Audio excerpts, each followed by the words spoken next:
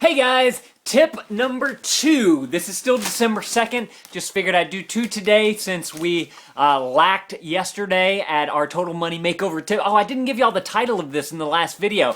I think we're gonna do paying off some debt December. I like the whole paying off the debt. And that's good for search too. So hopefully people will find, how to pay off debt. They'll find paying off debt in December. So we're gonna pay off debt December. Tip number 2. Okay, tip number 2. This should have probably been number 1, but since it was my birthday, I wanted to do the money thing last video. You know what I'm talking about. So this video is all about a budget, because that is number 1 as far as getting out some debt and paying off some debt and trying to get out of debt and all this stuff. So that you need to know where your money is going. And we do quite an extensive budget. And I'm going to show it to you guys. I don't think I've ever showed y'all this before. I don't know why, I just haven't. But this is it. We actually have an Excel spreadsheet that we fill out every month, and it lets us know exactly where our money's going. So we get our paycheck, we type in our paycheck, how much we're getting, and then we have all of our expenses here that we expense for. So we have our health savings account, which is like our medical stuff. $70 goes into there a month. We have childcare. That fluctuates every month, but it's somewhere between $300 and $500. Cat food, budgeted just for cat food, because every 3 months or so, I'd go and buy a big old bag, and it lasts for about 3 months, so that's $5. Haircuts, $20 a month. Clothing, we put $20 into a clothing envelope. It's very... whenever you have kids, you need that because they grow so fast. And then every now and again, we need something. So it's good to have that. The debt we're actually paying right now, which is Sally Mae, we do $188 minimum because that's the minimum payment. Our mortgage is $1190. Electricity, that fluctuates too. Right now it's been low because we haven't been running it because it's cooler outside. But this month it was $160. It has been up to like $210 before. So that's good. Groceries. This is what we spend on our once-a-month grocery shopping, which we're going to talk about in another video, and we add into that a little bit extra for every week at like Target or whatever for like bread and bread and milk and stuff that's perishable like that, so that we can go back once a week to go and get just the bare essentials, that type of stuff. And that's usually about $10 a week, so an extra $40 there. And then we take $50 every week for fruits and vegetables, so that's another $200. So this month, I believe we spent about $250 to $280 on our once-a-month grocery shopping. We budgeted for $550, so that tells us that we have about $300. We're gonna have $200 come out in groceries, so that leaves us with an extra $100, and so that'll actually be a little bit more than what we're used to. And I'll talk about grocery a little bit more in just a minute here. We have our wastewater, which is $29 a month, and then if there's anything else that we need or whatever, we'll put into the budget.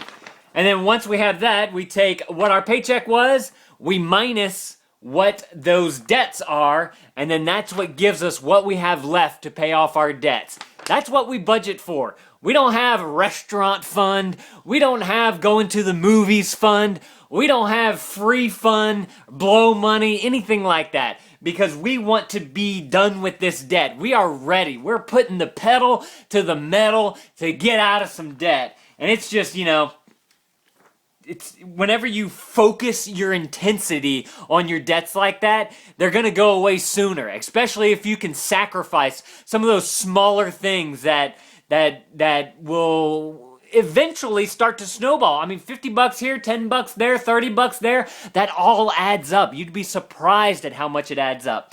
Now, the second part of our we also have another thing where we figure out how much we get out for cash, which is what all this is here.